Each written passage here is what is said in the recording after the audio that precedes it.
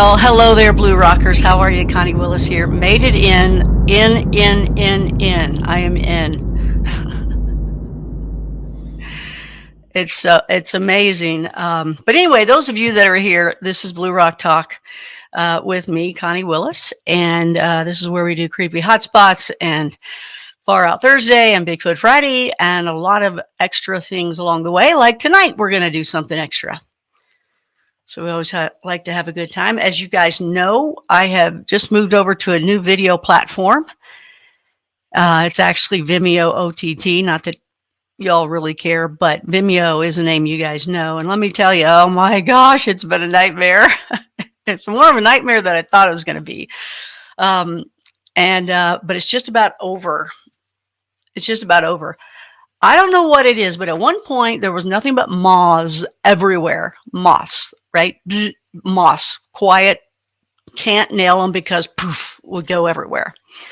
Now it's huge flies. I don't know how they're getting in. It's like the Exorcist flies or some sort of horror film with huge flies. They're everywhere.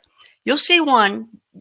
I thought I got them all. I mean, I'm pretty good with that little hand towel. I'm surprised. I guess I picked that up, when I was a kid at the swimming pool. Everybody would, wet the end and go through. I remember that. So anyway, I guess I'm pretty good at that, which is cool. But I'm nailing them right and left, and then I go get my Dyson and I suck them up, and some of them are alive, and they're just wore out trying to get out of the windows. I don't know how they get in, or if they're born here. I don't get it, but they're huge, and some of them maybe they're just too big to even lift themselves. I like just suck them on up the Dyson. Can't throw the Dyson away yet because I think some of them will fly out. Anyway, as I come in, it's always when you'll see it. I mean, they're like this big, and you can hit them, and they're like, whoa, I don't get it. I mean, I think they're being born inside here. They have to be. And it's like, like this. They're just like, coming on. Some of them have a mask. They are social distancing. I've noticed that. Couple, some have the bandana, but it's down here. So they're just trying to look cool. So anyway, that's what's going on here at the Willis household. You're going to see this one in a minute. If you see like a shadow from the light go away, if you see the light go away, that's one of these flies that landed on the light. That's how huge they are. I'm telling you, man, I can feel them. I can feel them. So anyway, I want to say hi to everybody, but beforehand, we are going to have a special night tonight, right? Right? Usually if we do a Wednesday, it's a Creepy Hotspot, but that's coming up next week. And we're going to be starting our next Creepy Hotspot next week with Sasquatch Journey. They're going to be taking me and Penny to Blue Rocker Hill. We're going back. Remember, that was the one where you guys saw as well, like 5 in front of us. Right? The heads peeking around and no bodies and all that kind of stuff. And then Anita was there to confirm what we were feeling all around us, and more behind us and watchers. And we had red lights, red eyes looking at us, and we had different lights, different kinds of lights too, you guys, just a variety of lights, sparkles, but also bigger lights and it was like, you would have thought it was a headlight. It was, different ones. And we'll talk about that next Wednesday, a week from today. We'll talk about that. So that'll be a week from tonight, exactly same time, everything. It'll be Creepy Hotspots, and it'll be the prep and the history for it. And then we'll be heading out. I think it's the 26th, if I can remember that correctly, and we'll be heading out there and broadcasting live and streaming and having a good time from there. We did go and sneak a peek recently when Bishop James Long was in town and checked it out, and there was a teepee being formed right next to us. I don't know if those of you that are here that remember, but there was like a couple next to us at one point, and they like zoomed out of there real fast. But right there at the campsite, there was one. Interesting stuff. Speaking of the creepy hotspots, the last one we did with Jason, looking for Elvis. So Jason Frank was there, Chef Lou, Noel, Sasquatch Journey, Kia, our little Kia, big Kia, Penny Girl, Sophie, everybody there dedicating that show. Oh man, I should have done that. I should have dedicated the show to Kia. That would have been nice. We'll do it in thought here for sure and in memory. And I'm putting up as many pictures as I can with a little Kia, big Kia. Sorry, I'm so used to saying little Penny. But we're going to be heading. But let me get back to that. That creepy hotspot it's finally all put up, rendered, and set to go. And I think I'm going to try to get it out around midnight tonight, so you guys can have it in the morning, or if you're up. I'm going to call up Mr. George Norrie, see if I can't do a little talking about it tonight on the show if he's around or anything like that. So, or tomorrow night or something like that. So do a little Where's Willis talking about the fact that we had so much activity. I mean, you guys, and we went like a couple of weeks later and there was really nothing that happened. So that's the way it is, right? That's what happens. That's what happens. But, I had wanted my friend to be there the previous time and they would have experienced a ton. And then they came weeks later and really nothing. But the time we were there, it was all over the place, I mean, talk to Sasquatch Journey in here too. Tony would just sit there at camp and he'd be like, I'm happy. I don't need to go anywhere else. Because it was just, hooting and hollering and screaming and yelling and jungle. And I don't know, you said something like yabba dabba doo or something like that sound too, like Barney Rubble would do. It was so crazy. So anyway, at one point, everybody started leaving the camp, and it ended up Sasquatch Journey was like the last to leave, and then it was just myself and Jason Frank and Chef Lou and Noel, and I did the last live stream for you guys, and myself and Noel were heading back from Broadcast Hill to just get campfire stories from Jason, right? Because it was finally going to be the night I could sit there and hear him tell stories around the campfire. And Noel and I came back to something that was just, it wasn't like what we thought we were going to come back to. It was pretty crazy and pretty hectic. And anyway, we've talked briefly about it.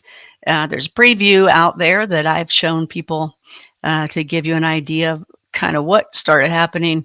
And so we have vowed silence until we get some things looked at. So we're waiting for that. And then we're going to talk about it and still trying to figure it out. I don't, it's going to be one of those things that it's nice to see and have and know. And maybe it'll fill in some blanks for some of you guys to where maybe your theories might work. Anyway, I can't say much more without telling you. So, we got to keep that promise. So I always keep my promises with you guys. I don't tell your spots. I don't, all that kind of stuff. So I don't want to mess any of that up now. So let me tell you what else we got going on here. We got some cool stuff going on. So anyway, that'll be coming out probably tonight or tomorrow or in the coming days. I just want to kind of match it up, see about on Coast to Coast if I can't do a little Where's Willis with George Norrie. By the way, I'll be back on there the September 5th or 6th, whatever that Saturday night is. I'll be there. That'll be fun. I always love being there. And let's see what else we got. Okay, on Friday, Bigfoot Friday, we got Farland Huff. Farland's going to be in there, you guys, from Oklahoma. He's great. He's got a lot of pictures he's pulling up for us. Looking forward to that. and I spoke about creepy hotspots. And then on Saturday, we've got Bishop David Price, who is here tonight with us. He's going to be taking us on a private tour of Waverly at 5 p.m. Eastern.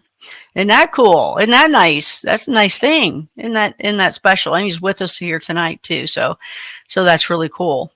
So I know that we are getting more and more ghost people, and a lot of Waverly fans, and a lot of people that are into that side of the genre of, as you guys know, here on Blue Rock Talk, it's kind of like, okay,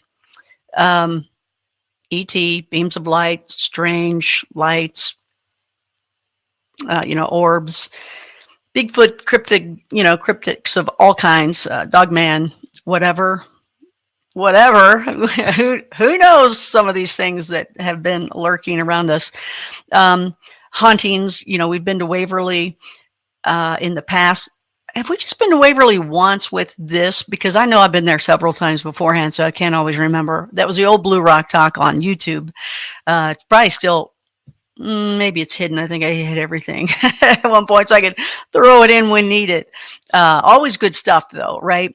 I'm from Kentucky, so that's where Waverly Hills Sanatorium is.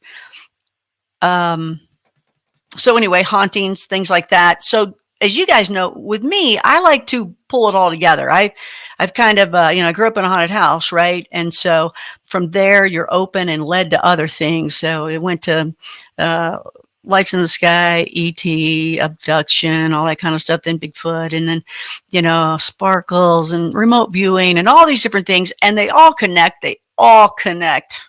Just different words, different phrases. I just want to be that little connector in between, because I love that everybody is like, they have they're only ghost people, or they're only remote viewers, and they're only Bigfooters. And that's great, because you get in deeper and deeper and deeper. And so that's when you can help connect all the pieces together. So David's having a little trouble. David, let me give you the link again, so you can, it's right at the very top, but just in case, here you go. It's at the bottom now for you. So one of the things before we bring him up, since we can't bring him up now anyway, because he's not in there yet. Oh, you got it, or you don't got it? I don't know. Oh, let's see. He's throwing it back at me here again. This is what's always funny. I'm trying to come in and everybody else is too. Okay, that's cool. Take your time. I'm good. Just let me know. So because we have more ghost people coming in, I wanted to make mention to this, and I want you guys to jump in too, because there are newbies here, and there's going to be more newbies coming in, which is great. More new Blue Rockers, because I just now finished putting everything up, and of course it's in time for a whole new show to load up. That's okay though. Working out the kinks. I want you guys to make sure you see the homepage. Tell me what you think. I'm putting in different pictures. I might move them around. I might do different pictures a lot. I was going to have, Earth just moving, right? Because it's Blue Rock Talk. But then again, sometimes people are clueless. Well, what's that? Somebody told me last night, it sounds like a talk show, a radio talk show. And I'm thinking, well, what's wrong with that?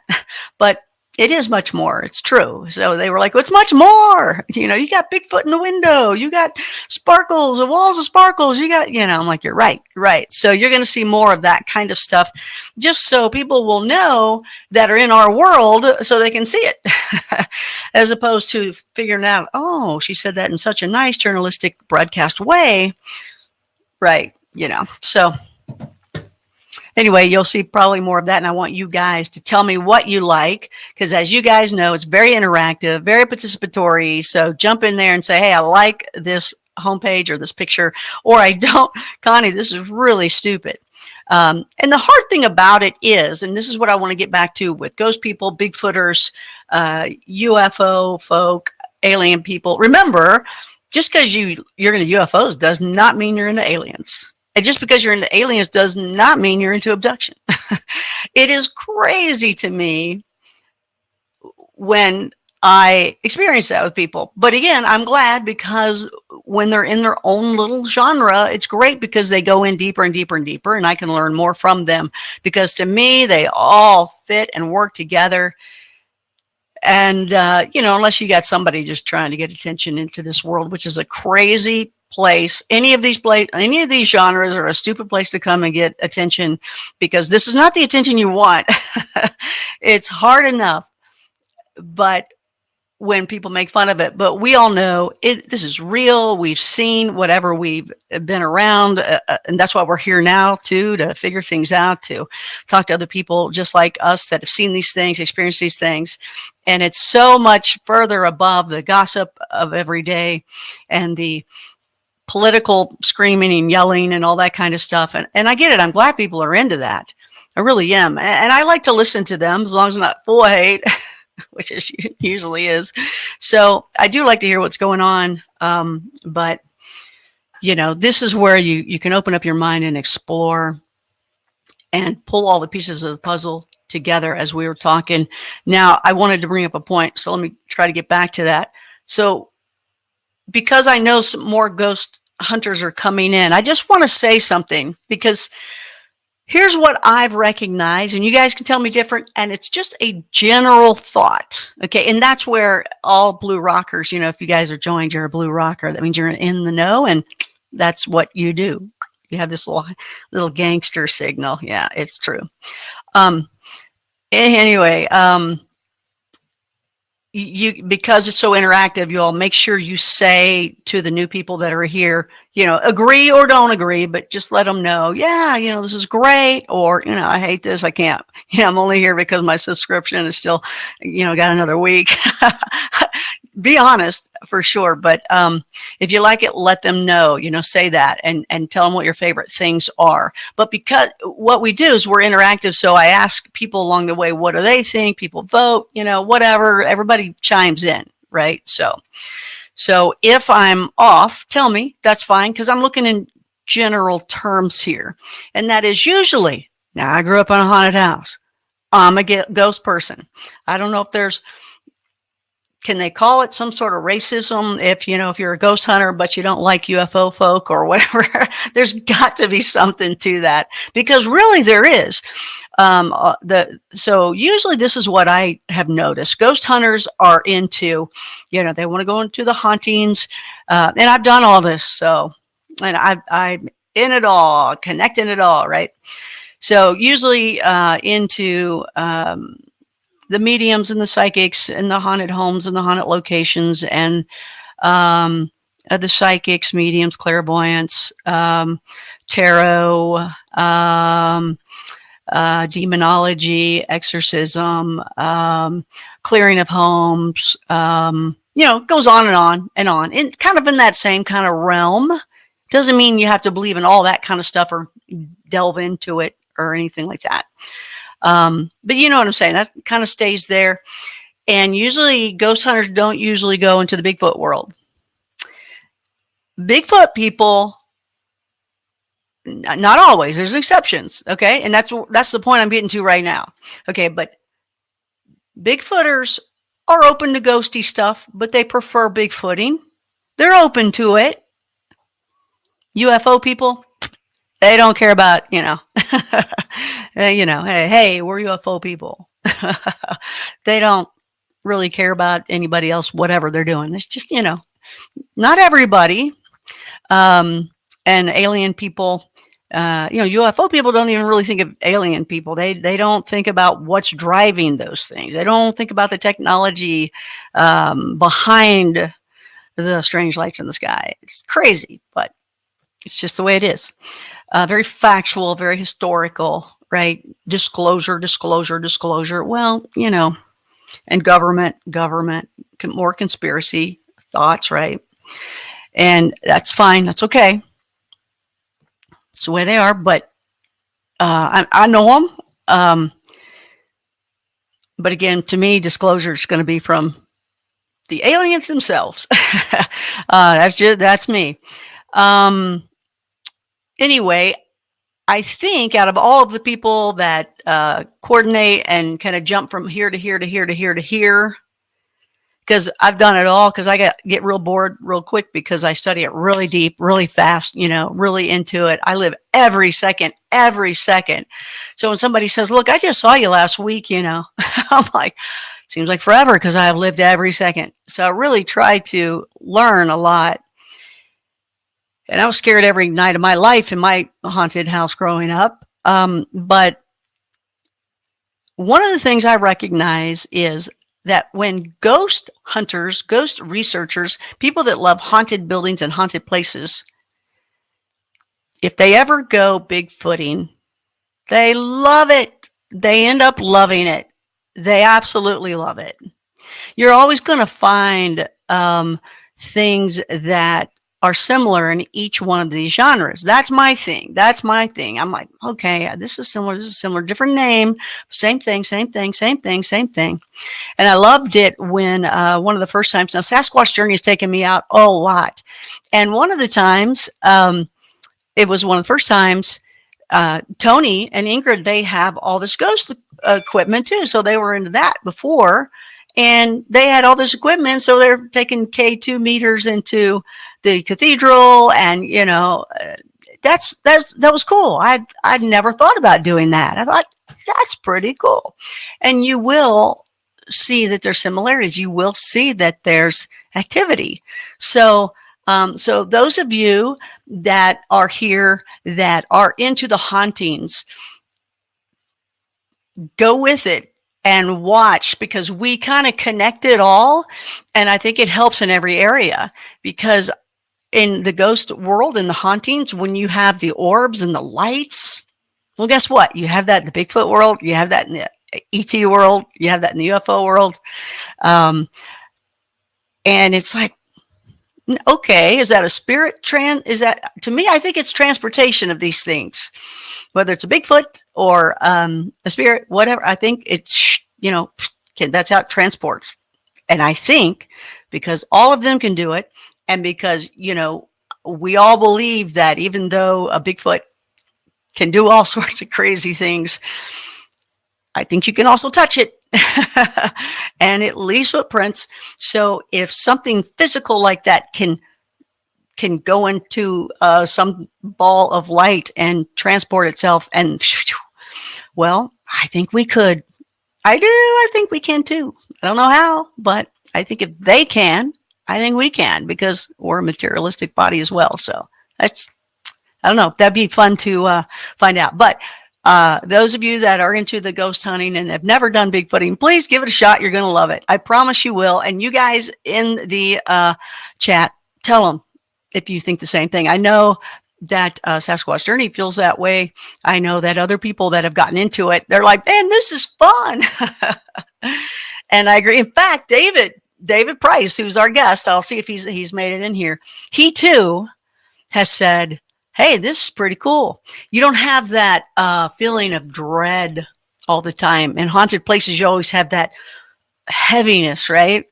So anyway, as you guys move along, in Blue Rock Talk, let me know what you think about that. This is all about giving your ideas, your thoughts, your theories. We're all here to listen.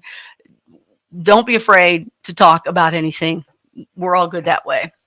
All right, so I got my contacts in, but guess what? I still got to wear glasses because I can't. I did the monotone thing, but it doesn't work. All right, so let's see. Okay, good. My one of the big tech people, David, figured it out. So let's see who is in the house here too. Let's see here. Mike Crow is here. Mike likes to go around too into the different genres as well of myth chasers. Anita, in fact, I think everybody pretty much in here is really good about that. So, but you guys know what I'm saying, right? Most people stay in one little area and that is it, and they don't like the other. But I think most of us here, we have a good time hitting it all. So Anita here, Ingrid here, Pat is here, Jesse's here. Jesse was here first. always. Let's see. Don, Chantel. Now I can't see everybody because there's about 5 pages of you guys, so I can't see you all. But Sandra and Michael and Lou, and some of you just have users. That's all I can see. So sorry about that. That's all I can see. That is all I see. All it shows me. I do have a question at the bottom. And And that is, have you ever been to Waverly Hills? Because that's what we're going to be talking about tonight. Have you ever been to Waverly Hills? Ingrid is the only one that answered. So everybody look down below. There's questions and there's a poll. I did put a poll up. Yeah. Okay. Now, I know a lot of you guys are going to see this archive later. So, hey, welcome. And I hope that you make the live shows, especially the tour at Waverly Hills on Saturday that David's going to give us. Every show is live. We're all live network. And then, the BlueRockTalk.tv has the archived. It also has some other things. So I want to welcome you guys that are new here. And I know you're going to keep coming because putting it out there now, putting it out there. All right. So Ingrid has not yet. Well, Ingrid, you definitely have the connection now. You have the connection to get there. All right. Let's see. And what is my poll? I forgot my poll. Have you ever seen, so you guys go down below. Have you ever seen a ghost, alien, Sasquatch, dogman? Y'all are doing it now. I can see, and y'all can too, right? You can see this one. A few of those mention something other. Ooh, I want to know what that is. None of the above. Oh, so sorry. So sorry. I'm a dweeb and barely look at myself in the mirror. No, we don't have anybody in here like that. What's going on with that? Now, vote for the other people in here. See, two people. That's hilarious. Y'all are funny. That is funny. I love it. Okay, let's go here. All right. So let me pull up David.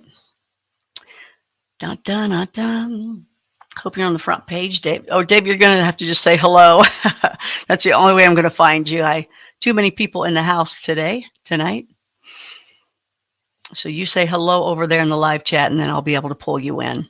Anybody else wants to come up and be a part of the conversation, you're totally welcome to do that. And you can always get a screenshot too if you want to get one with myself and David. Or maybe you just don't want one with David. Okay, there you go, David. Invite on screen. So little Penny girl and I hoping to take a walk. She's so mad at me. Take a walk afterwards. I was like, I don't know. For some reason, a pizza would be great. Godfather's pizza. Oh my gosh, I miss that so much. Hey, there you are. Hey, what's up? Hello. Hey, did you figure it out? Finally figured it out. If you can't figure it out, nobody can, you guys, because David's like primo on this kind of stuff. I call him for help. What do I do, David? I love when you're on the set with us, especially live, and you've got your camera and stuff because you're always good with it. Don't even need to say a word. You've got it covered. So it's always nice. So anyway, how are you? Doing well. How about you? Good. Thank you. Now, I'm going to ask you to scoot over a little bit more into the middle just because. I don't know if maybe it's my camera. There we go. Wow. It looks like a bad Japanese movie with the stuff behind you there and a little bit of lighting. I'm just kidding. What's going on? I shouldn't say that, but just a little bit more over because I'll still be like, man, come on. Okay, now can you pan down just a little? Just a little. Let's see. David, I can't believe it. I guess I've known you for a long time now. I'm seeing gray. I'm seeing gray on you. I can't believe it. You always had the little boy face, Always. You still get that. You're the little boy face. Sorry, bad problem. Go ahead. I'm sorry. So that we can't help. Not a bad problem to have. Not a bad problem to have. So before we get into it, tell us about your car. How's your car doing? You guys, he had gotten a new car. You were driving it over there at where Squatchman lives. Tell everybody what that car is. We're doing great so far. Enjoying it. It's been raining for 2.5 weeks, and it's a convertible. So I haven't got to use it lately. And what kind of car is it? It's a Mercedes SL convertible gray. SL what? 300, I think. Dude, you don't remember your car. You're in the car business, and you got this cool car. They change model numbers so much we can never remember. Oh man, it was a beautiful car, you guys. When I saw it, I was like, oh my gosh, way to go. Congrats. I remember the Mercedes days. They'll come back. It's on its way, by the way. But you know, I don't know that I'll ever get a Mercedes again. Well, I don't know if I make enough to where I do, want to, because it does cost a lot every time you get it fixed. I cared more about if there was a scratch on that car than anything else that I had. $2,500 every time I took that thing in, but that's one benefit to being in the business. It doesn't cost you $2,500 when you take it in. Yeah, that is the difference. I have to remember that. That's the whole catch. Exactly right. That's right. It was because it was a service. Somebody said to me when I bought it, they said, "What? You can't afford that." And I said, "I got it." And they were like, No. You don't know about the maintenance coming up. You know how much those tires cost?" I do now.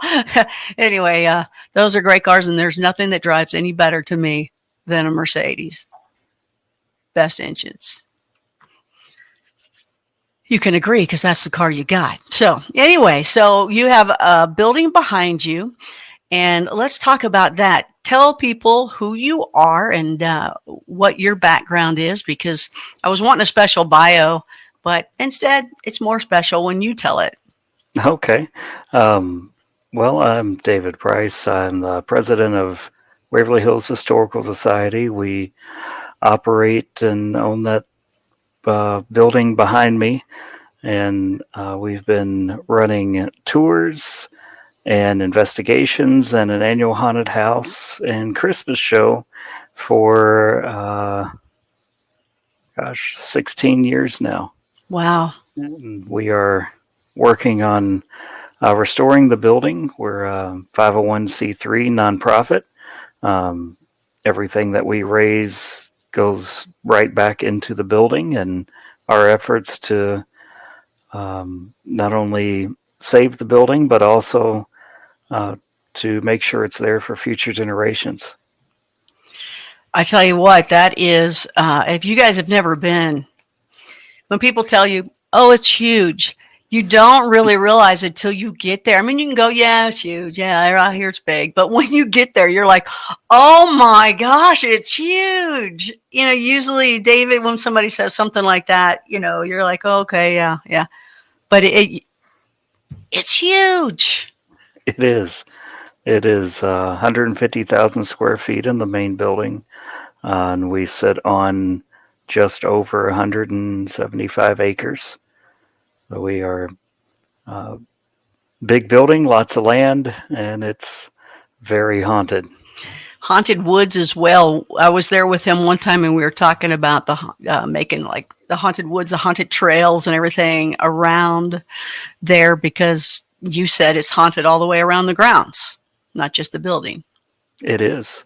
We have security cameras all throughout the property, and we have caught things in the woods and away from the building many times. What was it? Was it lights or orbs, or what did you guys catch on camera?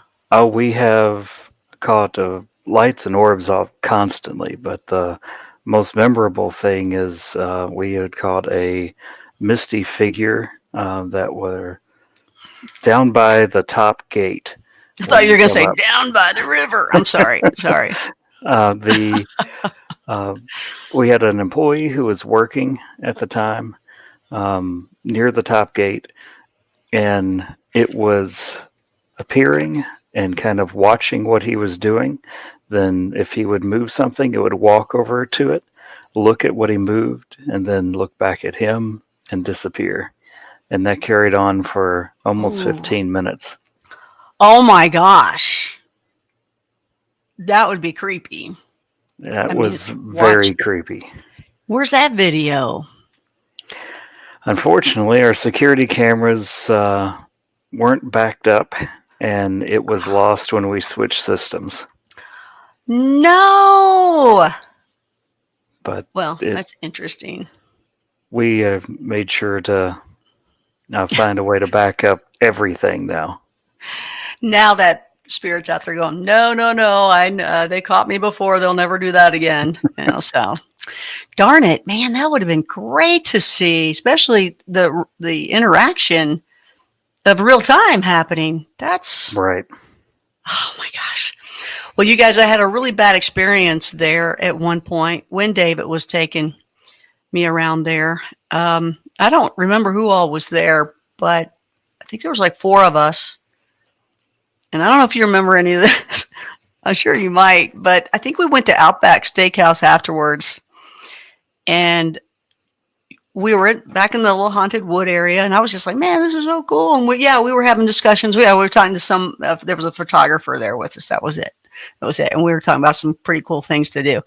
And we went, and well, basically I had walked into some sort of nest of chiggers. Do you remember that yet? It was awful. It was absolutely horrible. I didn't know they were in nests. All I know is I felt all this stuff just walking all over me while we were at Outback. And I know it was so bad for 3-4 days. I was trying to wash them off. I went to the doctors to see if they could give me a pill for it. People were I was on Blue Rock Talk talking about it, and I was like, what do I do? I mean, it was just awful. They were like, put alcohol on it, take a shower with vodka. And I was doing all that. I did it all. I'm like, it just made them drunk. They're just having a good time.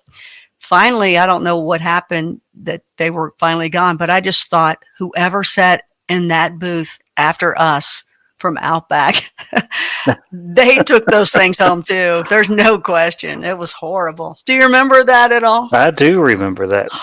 So awful. It was terrible. So anyway, just real quick before you get into pictures and telling us the history and telling us how it's doing it with COVID, it was really interesting. The owners, how did they get it? If you can tell people about the owners, how they got it, what their plan of attack is, because they work pretty hard on that place. Oh, Charlie and Tina Mattingly own the property. Charlie's father worked there when he was younger in his teenage years. Oh, okay. And one of his dying wishes to Charlie was a promise that he would make sure it wasn't torn down. Oh. And Charlie told him that he would. So when the opportunity arose, he bought it and has been working. He worked on his own for a few years, just with what he could to try to clean up the property, restore it. And he didn't get very far other than removing trash. So we formed the nonprofit for that mission. And we have been not only telling the story of Waverly to the public, but also the tuberculosis and all the lives that it has affected over the years to the whole world now. We have grown from standing outside on a Saturday night waiting for whoever to show up for tours to reservation only and taking we've had visitors from 77 countries, and wow. We are usually sold out for the year, just a couple months in every year. I know Tina is very hands-on, and I know Charlie is out there just constantly working, always with a smile on his face. And I remember him talking about the floor where I guess they had to take something out because they thought there was a reason they had to take something out on the floor. And so they took, you tell that story, because it was like, poor thing. Before the nonprofit started, he had thought about running tours because we had so many people coming up that were interested in the place. And we didn't know a whole lot of the history of the building at the time, and we were still finding out as much as we could. But one of the health inspectors said, oh, well, for you to get a permit to run tours, you need to remove all of this tile down the center of all the hallways and rooms. It's red and black checkered tile. And why? Because it was asbestos tile. So that's what happened. It was a year and a half task. All of it Oh, was removed, and finally, almost a year after that, that's when we they get made a good tile. That's when they made right, really good tile. and a year and a half to 2 years later, get a letter back from the state saying they've had it sent out and then tested. It was only 2% asbestos. It didn't have to be removed. And it was like real ornate, right? It was. It was. Right then and there, I could That see was. Charlie's jumping off the building. Oh man, Yeah, that was. It was disappointing. I bet. I bet. Well, I've been to Eastern State Penitentiary. That's something that they people put in that kind of the same category. People of these top places in the United States to go to, and definitely Waverly is right there.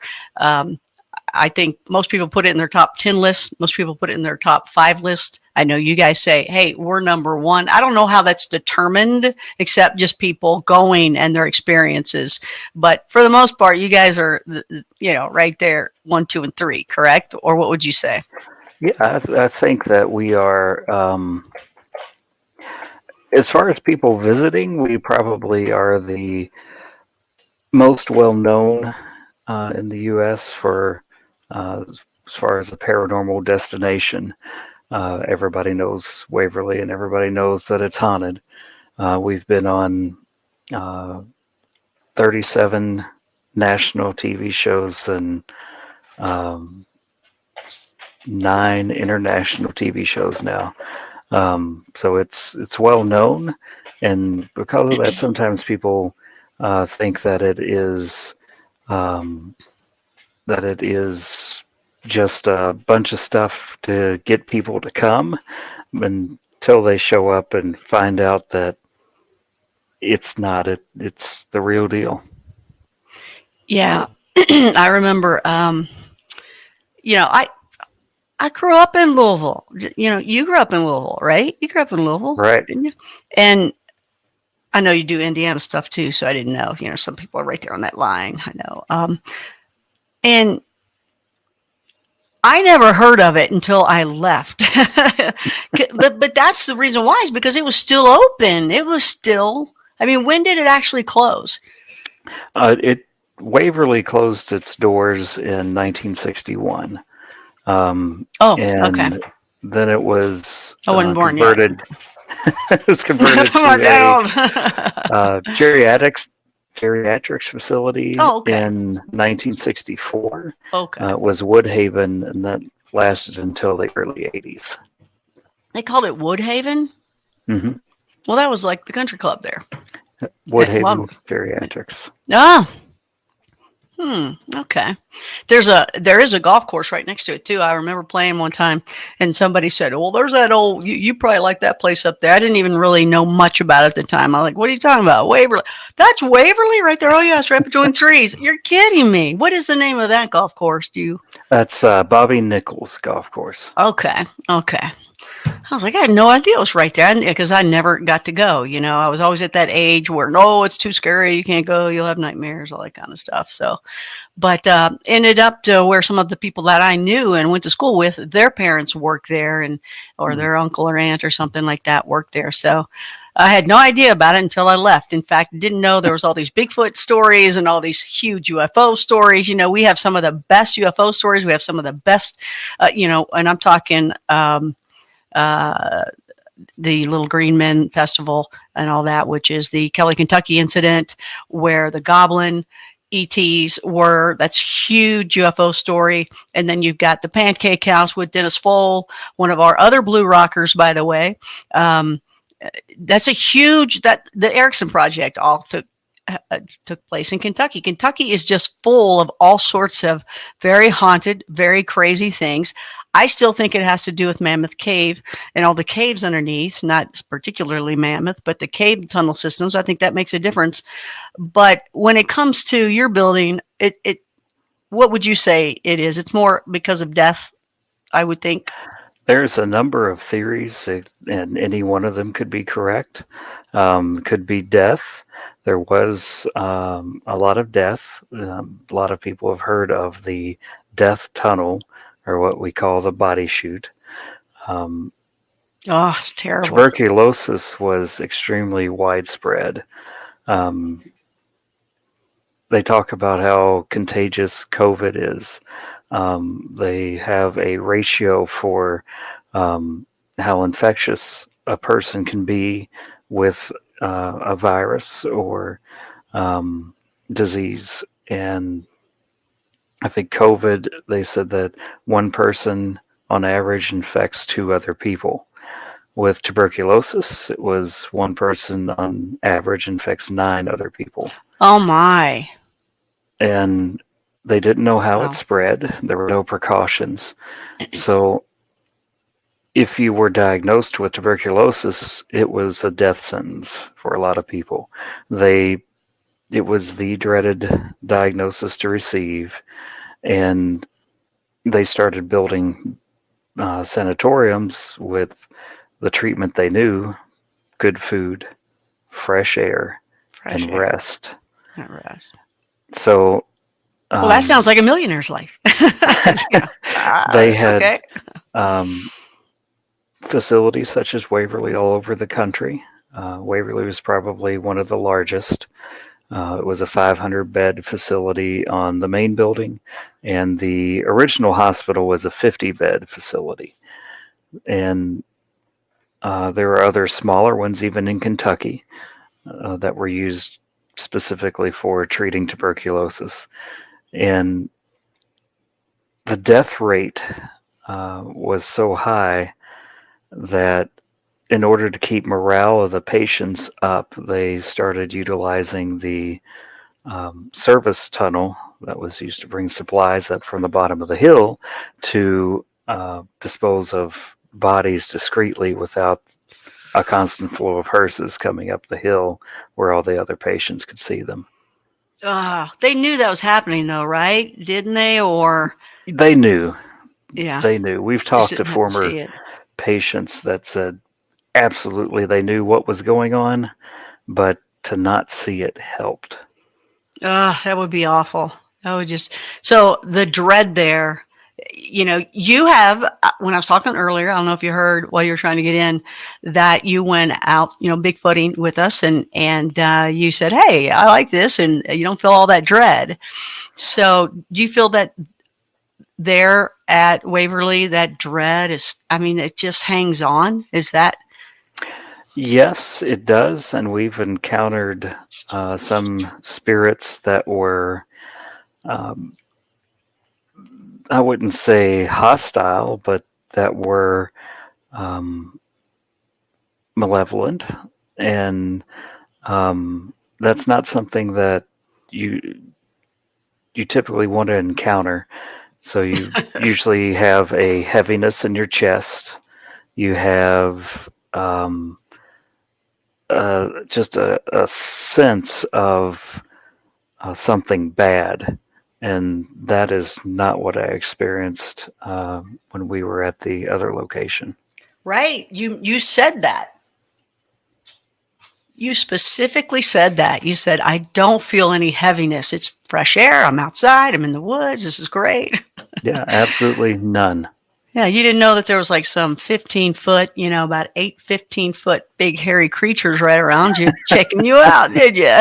Don't be bending over there. Watch out. Coming towards you, David. No, but you were fine with that. And you did notice that. And I just wanted to make that fact that I've noticed that people that are ghost hunters, or, they're into the ghost world, they're into the spirits and all that kind of thing.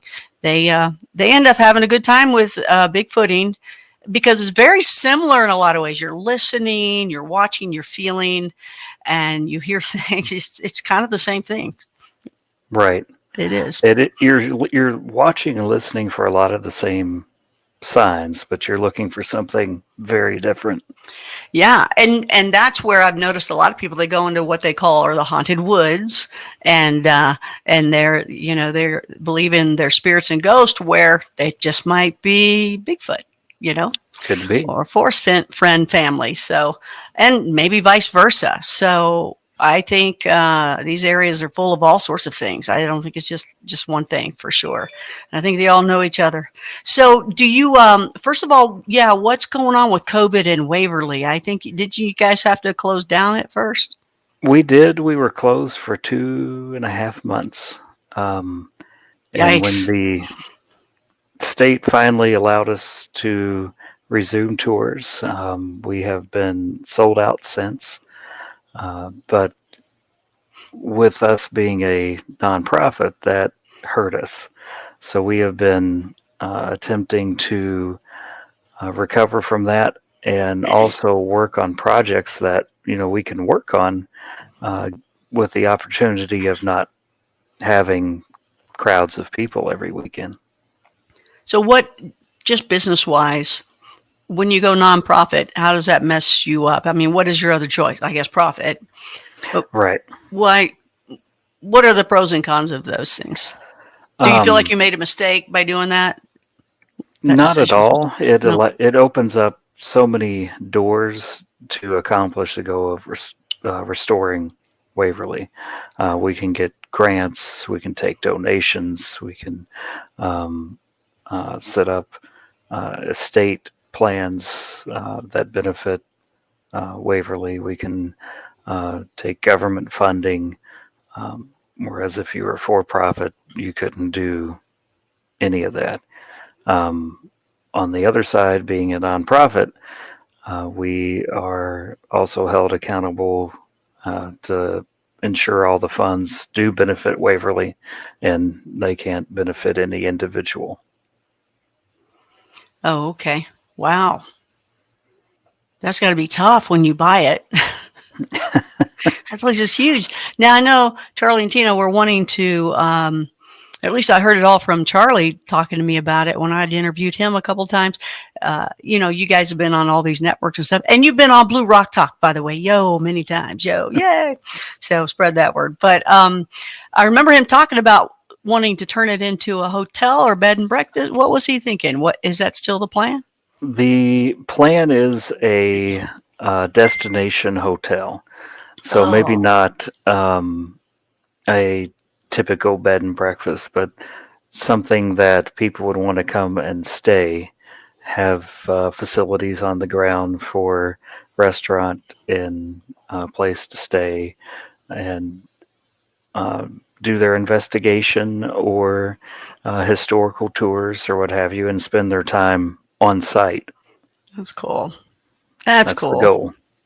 Is it gonna? What do you think? We'll get there eventually.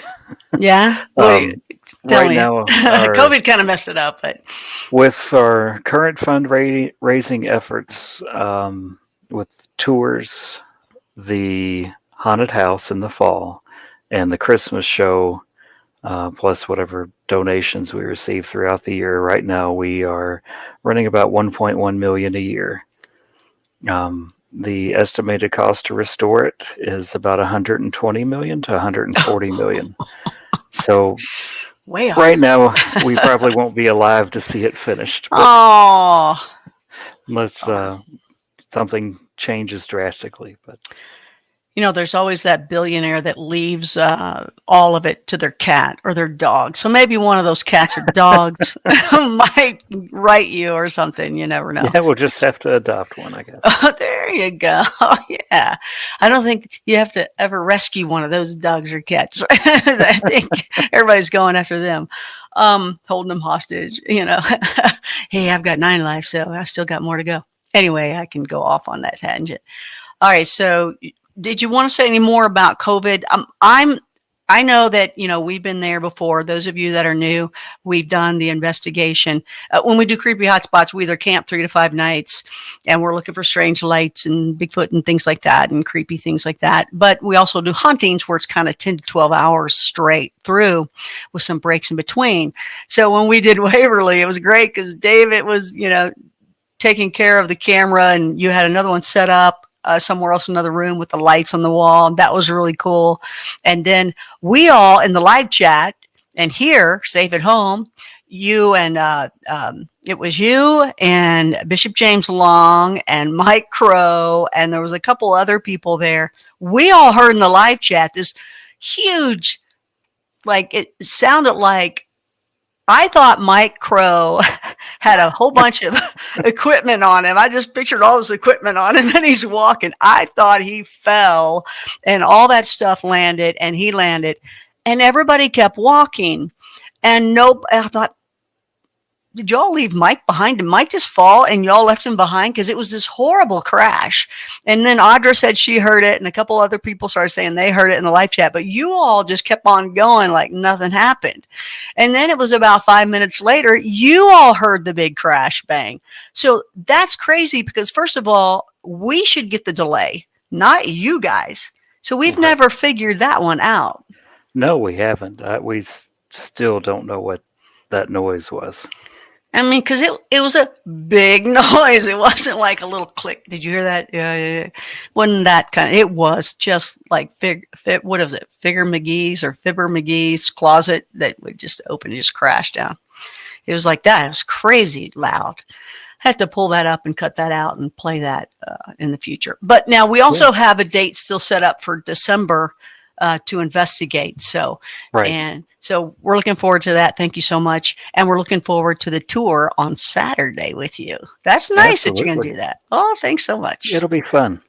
It's not going to rain, is it? I don't know if it is or not. I hope not. It's been raining for 2 weeks. It's Kentucky. That's Kentucky. Get out while you can. Yeah, I don't miss that at all. But, I think we always have blue rockers that would join you. So some of them ask me, can I go? I'm like, hey man, that's David's thing. You have to ask David. I think that's nice that you're doing that for us. So thank you so much. And even if it rains, you know, you can go inside. So that's cool. Before you tell some other things and show any pictures, what about the Christmas? Tell people about the Christmas light show. I think that's pretty cool. It's not, you know, it's different. I actually have some pictures of it that I will show, I think. Okay, cool. Yep, I can show those. Okay, so you know how to do it? Did you figure it out? I think so. Let's try it. It's pretty easy. Okay. I'll let you do that. So if you guys have any questions, let me know. Say it in caps. I'll look over there now to see who's over there talking and who's in the house. Again, thanks to all the newbies that are here, new blue rockers. Look at you controlling my whole show over there. I love it. Okay, so he's in control, you guys. He knows what he's doing. I trust him. Hands off. Okay. Do your thing. So this is just an overview of the property. This is probably, let's see, can I make that? Is that better? No, that's better. Yeah. Okay. Yeah, it's kind of hard when you work. It is kind of weird, isn't it? You got to look at it off of screen. You got to look at it off screen. Just trust. This is from 1932. Wow. And this is the property as it was then, with all of the buildings that are now gone. Originally, it encompassed over 600 acres. They knew that tuberculosis was highly contagious, so they wanted the sanatorium 10 miles outside of town, away from anyone. So when they purchased the land, they bought it for that reason. They grew their own vegetables. They raised and slaughtered their own cattle. They wanted to be a 100% self-contained facility. There were train tracks at the bottom of the hill that had a temporary morgue at the bottom of the body chute and a water treatment facility. But any supplies would come in on train, so they would avoid interaction with people that could spread tuberculosis to them. A lot of that echoes the efforts we're going through today of social distancing. They had to do it then too. This is the Same time frame, just an aerial from the front part of the building. It's huge. It is massive. Yeah. The area on the left, there's the cafeteria wing. They thought that nutrition played a big role in recovery. So the cafeteria was open 24/7. You could, um, you could, if as long as you could fully dress yourself, you could come and get food anytime, 24/7. That's nice. And it was good food, right? It was good food. It wasn't It was. cafeteria lunchroom lady, little elementary school stuff. No, they made their own bread. They everything was handmade from resources on site. Wow. This is a solarium that is where they would spend up to 13 hours a day, 365 days a year. They had large openings across from the beds where they would get fresh air, and there was a breeze because of the way the building is shaped, kind of like a C shape. A breeze constantly on top of the hill. It was designed to catch air and move it through the building. So they would come here, but then they'd go back to bed somewhere else. I mean, to sleep somewhere else. Those would be their beds. They would wheel them out of their rooms behind them. Oh. And then they would sit out on the solarium to get their fresh air. So, and even in the winter, we do have pictures somewhere with patients snow on their blankets. Wow. So they were out in the elements every day. Wow. They had a small, kind of a large brick furnace in the back where they would heat up bricks and put up stick under the mattress to kind of keep you warm and give you some heat during the winter. But you were committed to being out there for every day for up to 4 or 5 years was the average length of treatment or stay for someone who recovered. So all those people pretty much thought, this is it. This is the rest of my life. Right. And it was being at Waverly was something that was highly desired because if you had tuberculosis, that was the state-of-the-art facility to go to. I don't know if you can see the walls next to the beds, but there's little outlets that you could plug headphones into and tune to one of the 5 radio stations in Louisville, one of them being broadcast from Waverly, and listen to it completely separate from your neighbor, which was unheard of in 1926. Wow, I guess so. Wow. This is an old photo of the roof for children who had tuberculosis, or they also had children of patients who had tuberculosis that didn't have it themselves, but they're at Waverly because they had no other caretaker. They had a school on site for them. They used one half of the 5th floor, or the roof. It had double doors that opened like the solarium. And they had a play area outside for the children, but that's where the children would stay, would be on the 5th floor. They also occupied their time. This is a photo from occupational therapy. They did basket weaving. They taught skills such as typewriting that you could learn to use, hopefully, when you left the sanatorium.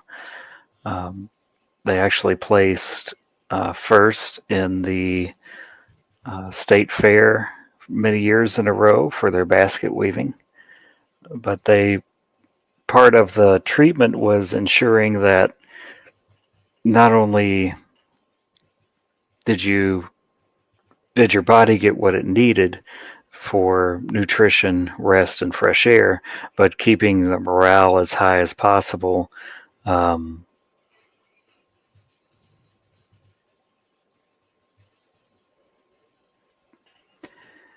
Then at the bottom of the body chute, there is the old water treatment facility. This is similar to the state. A lot of the hospital was in when it was purchased.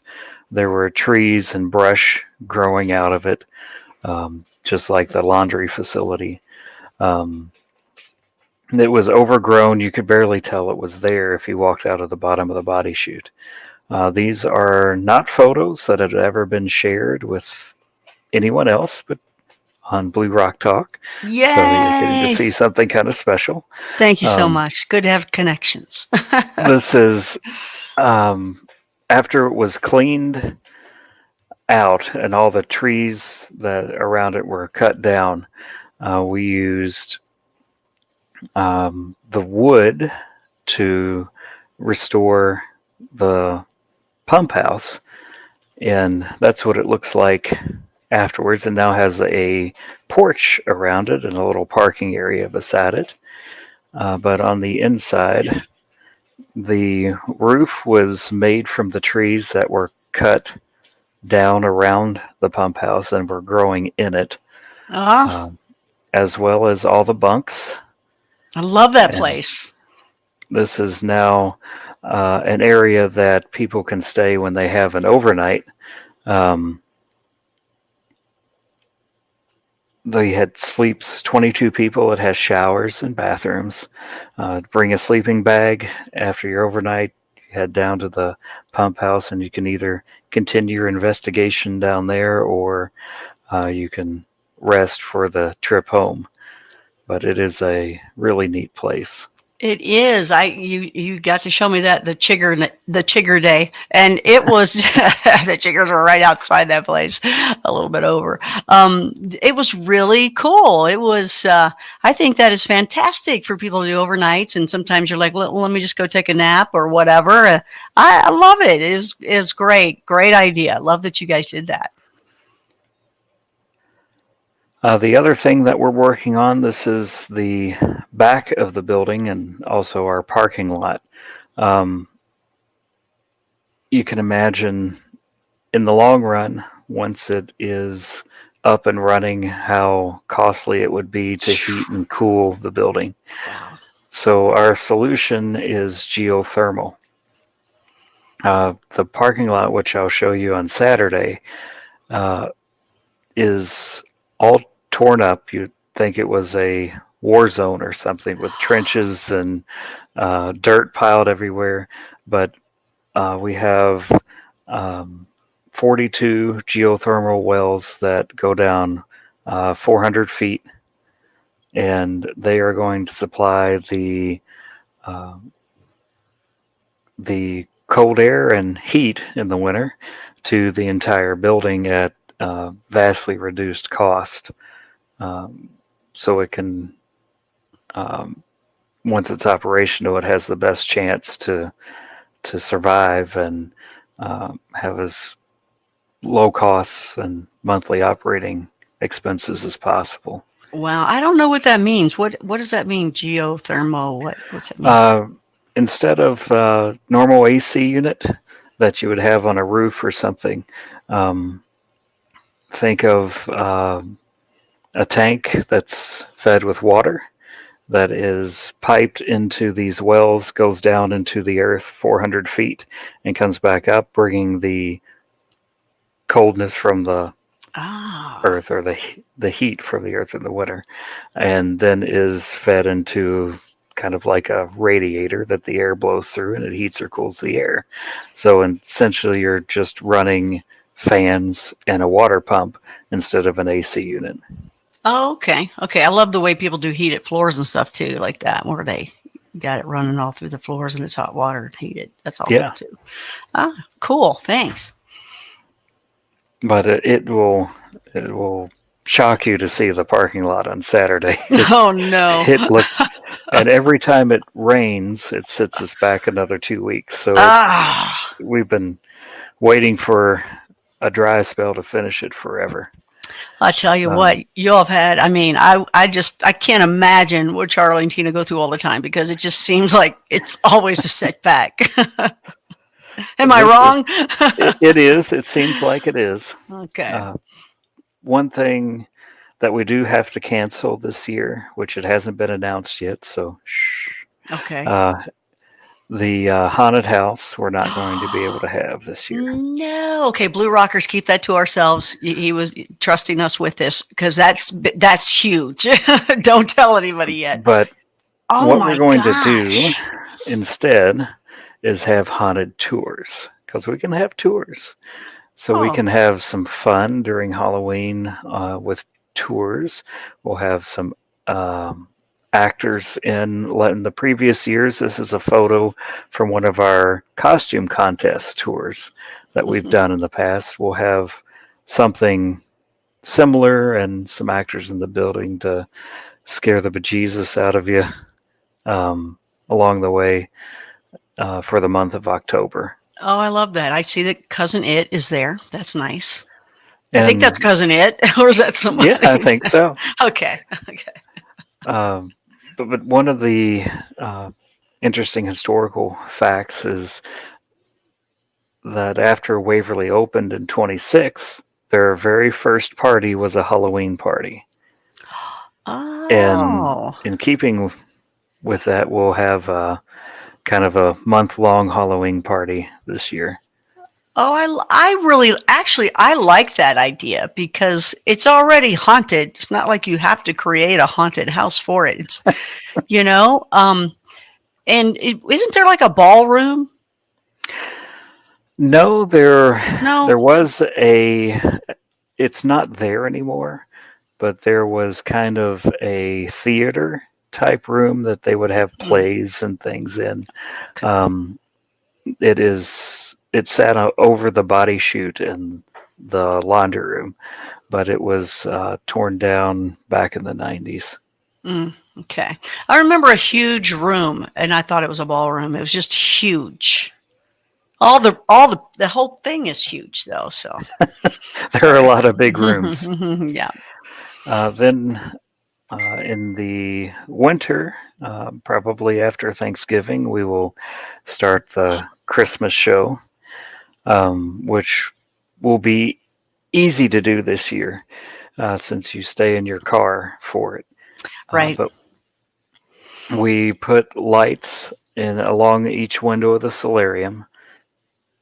We have lasers that project onto the building, and it is done to Christmas music.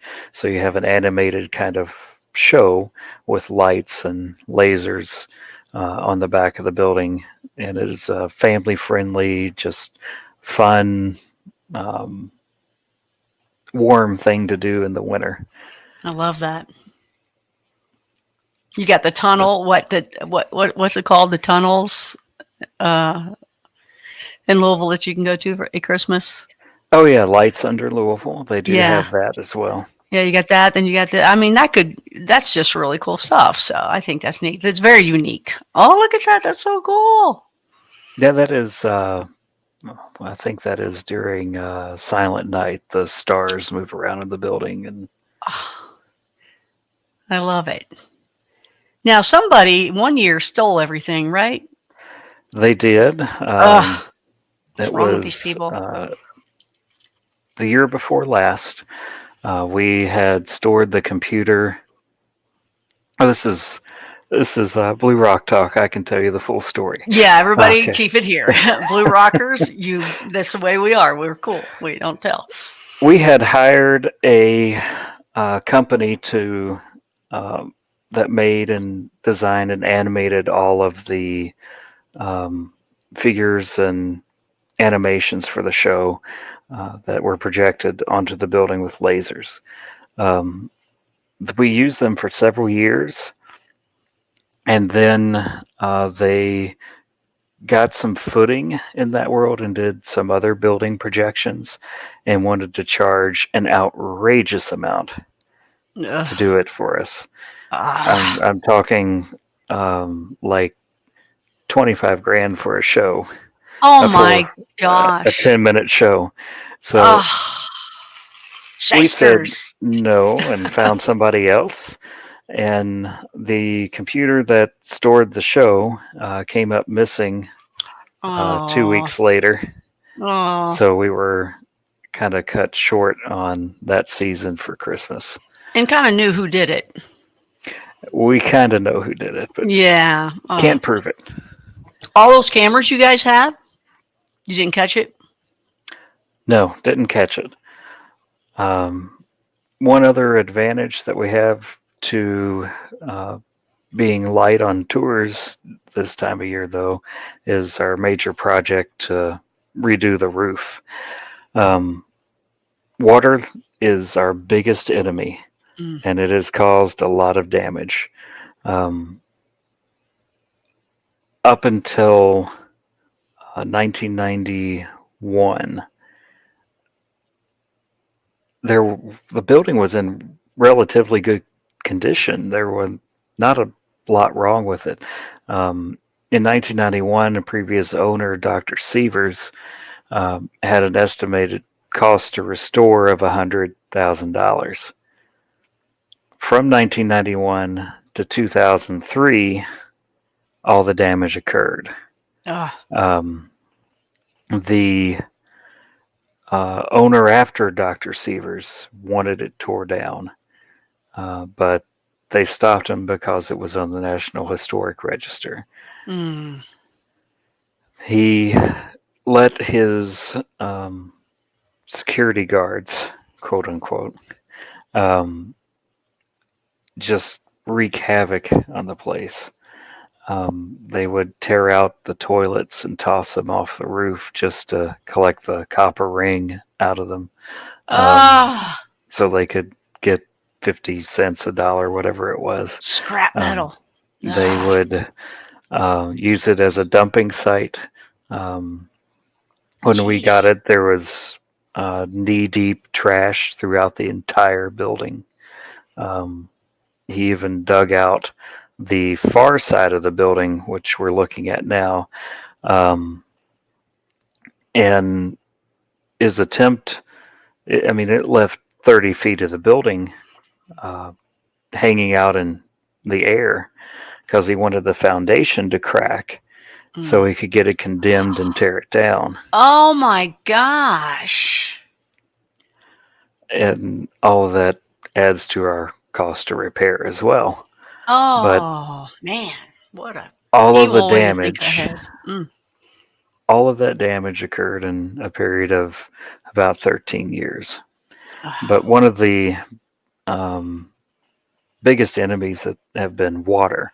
There's severe water damage on the 4th floor that has started to trickle down to the 3rd. So our big project this year is going to be getting a new roof on and stopping the water intrusion. It's so big. It'd be one thing if you had a little bitty tiny little house, but you don't. It's huge. Not at all. And it's, somebody like me comes up and hears how big it is, and then I see it and I go, oh my gosh, it's bigger than anybody can even say. But you guys can go, oh, it's even bigger than you can think because you have to pay for it. Oh my gosh. Oh, that's a horrible thing to hear. But whoever gets that gig, they're happy to get that contract. They probably will be. Oh, yeah. I don't know. It's not going to be an easy job. Yeah, but it's a big one, and they'll like it. They might have a little entity go home with them sometimes, though. But they better watch out. That could be. We've had that happen in the past. I bet. I just want you guys to turn that into a hotel. I think that'll be so cool. I know that's what you're working on, but man, it's just too bad that we probably won't see it in our life, but that'd be so cool.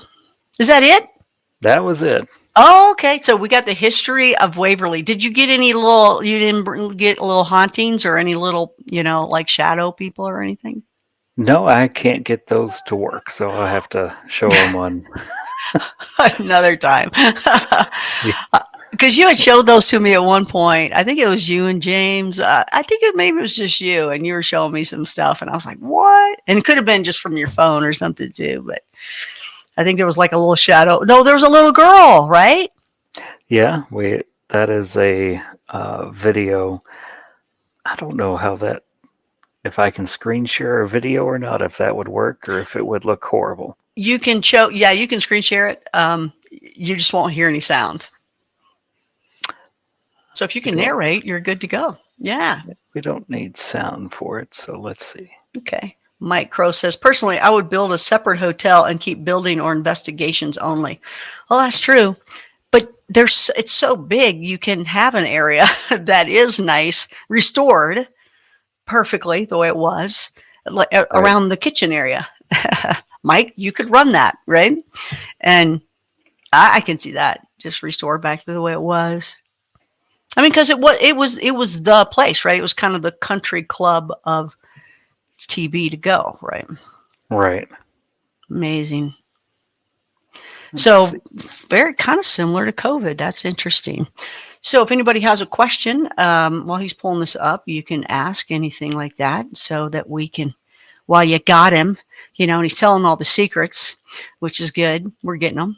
So Chantel in the house says, nope, but I'm ever near there totally. If I'm ever near there, totally would. Yeah, absolutely.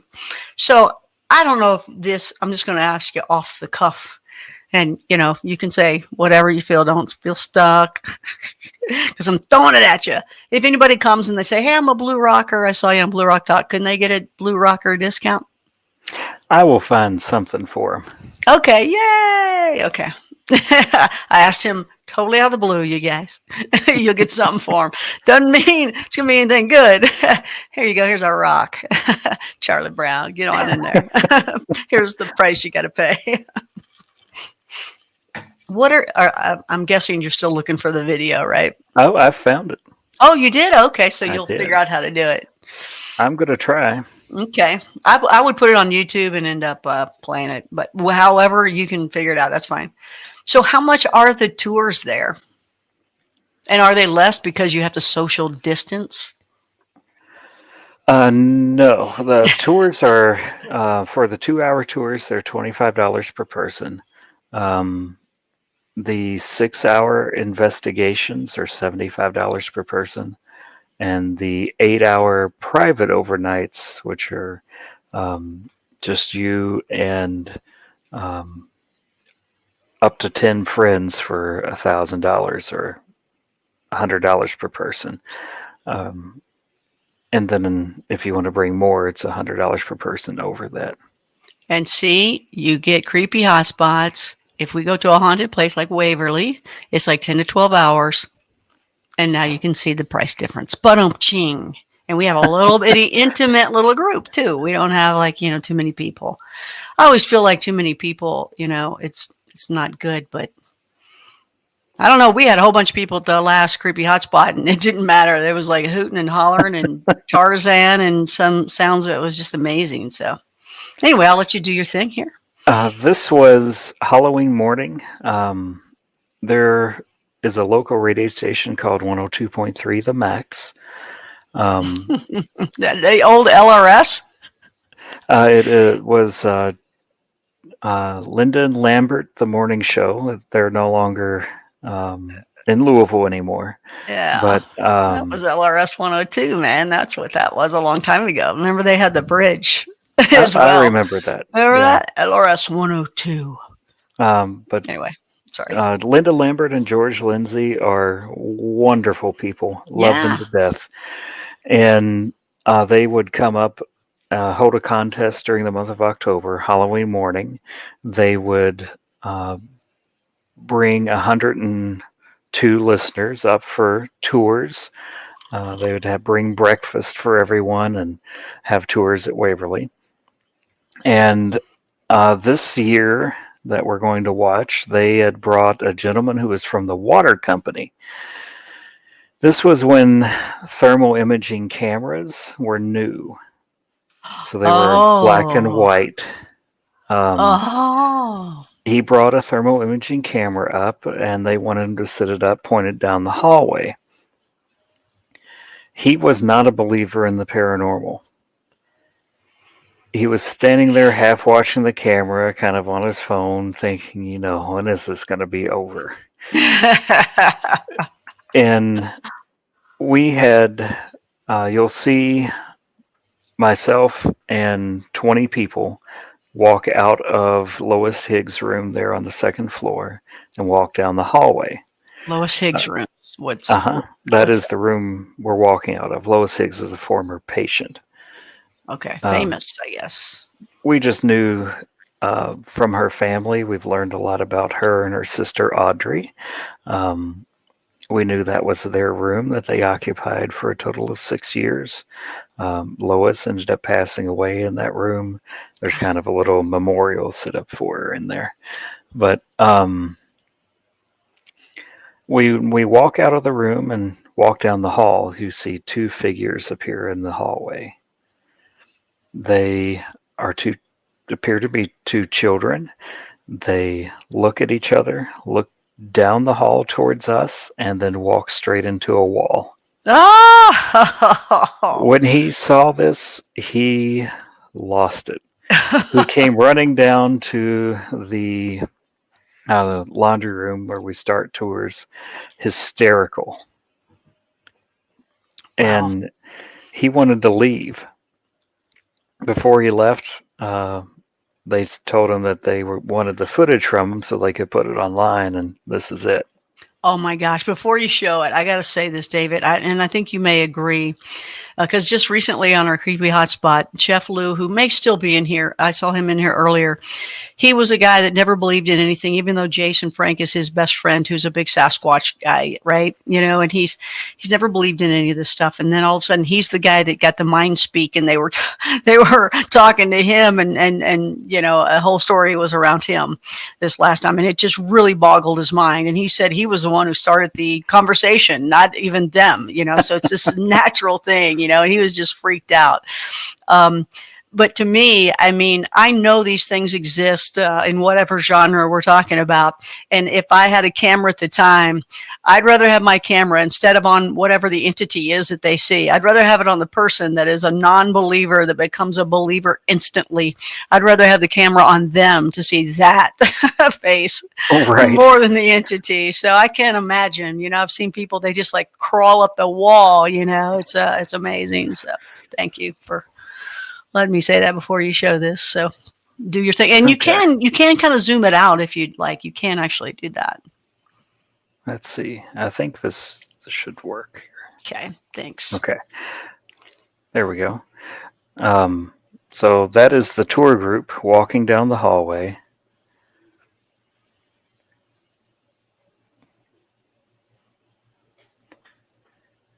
And as we get further down the hallway, still people coming out of the room. And you'll see the time jump here. It jumped about 15 seconds. And he saw them, and he started panning back and forth, trying to figure out what it is. And that's not... And they walk straight into the wall. Oh my gosh! That was like better. Those show that again.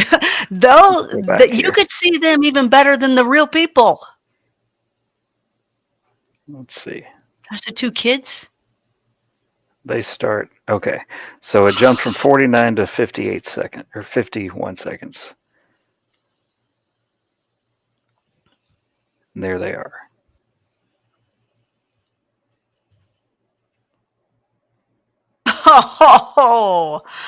Oh my gosh. Yeah, you got to show that a few times here.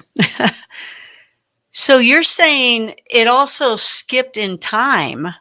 Is that an edit, or did it just skip in time? They cut it. Oh, okay. Thought that's kind of weird. Yeah, that was... Why'd they cut it? That's too bad. I mean, does it show them like coming out? No, they just appear. But Okay, so that was That them was, walking into the wall. So yeah, let's see where they just let's see. So they start, dissolve in, yeah, you fade see in. it.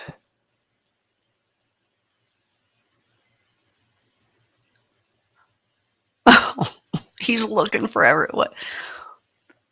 And he said he was sticking his head out the hallway, looking down to see what was there. Nothing was there. Looking back at the screen, there was something there, going back and forth. And Oh, you guys show that again, of course. Oh my gosh. Ah!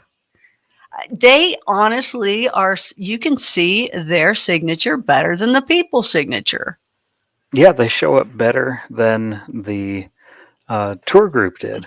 Oh my gosh.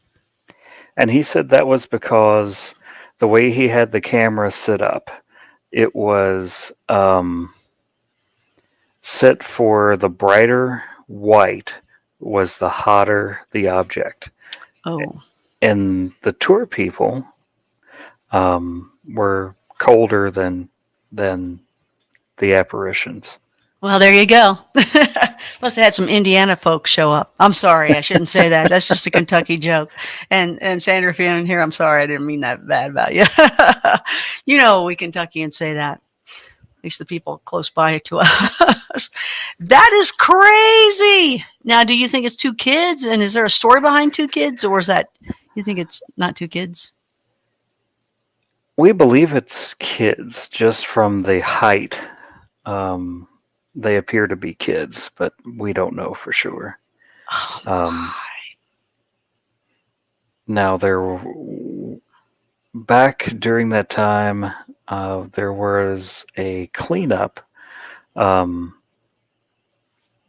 we were first cleaning out the building, they had a volunteer had found a little red rubber ball, and they had set it aside to be taken out with the rest of the garbage and chunks of concrete and everything else we found in the building. And when they came back to grab it, it was gone. Oh. And then they found it in another room. They took it and they set it back the same spot. They walked away and came back, it was gone again.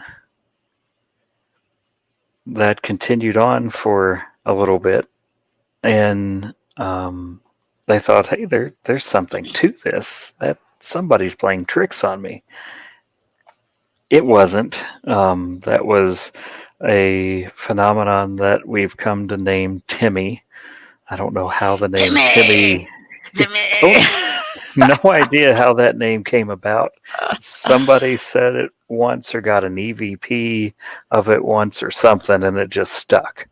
But since then, investigators and overnighters will bring balls and stick a video camera on them and put them on the floor with some tape to mark the spot and just leave them and see if they move.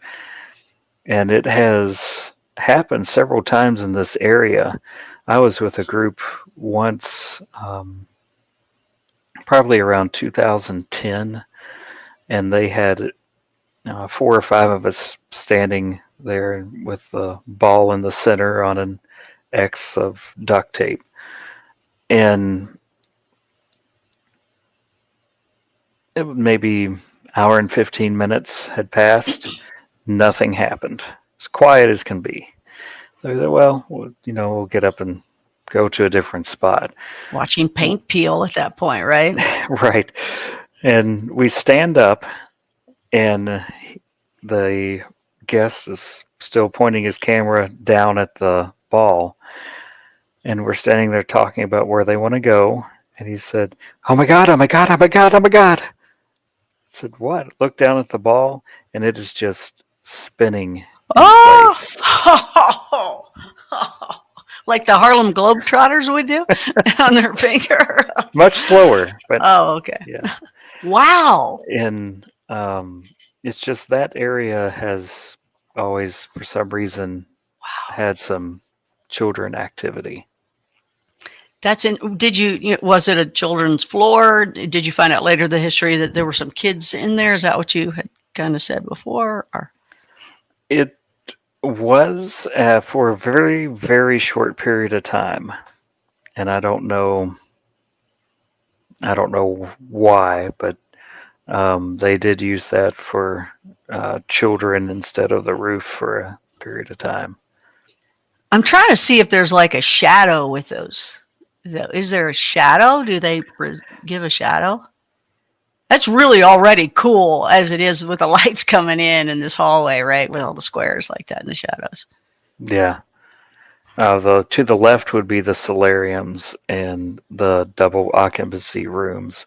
On the right-hand side would be the single occupancy rooms, which are kind of what we call terminal rooms.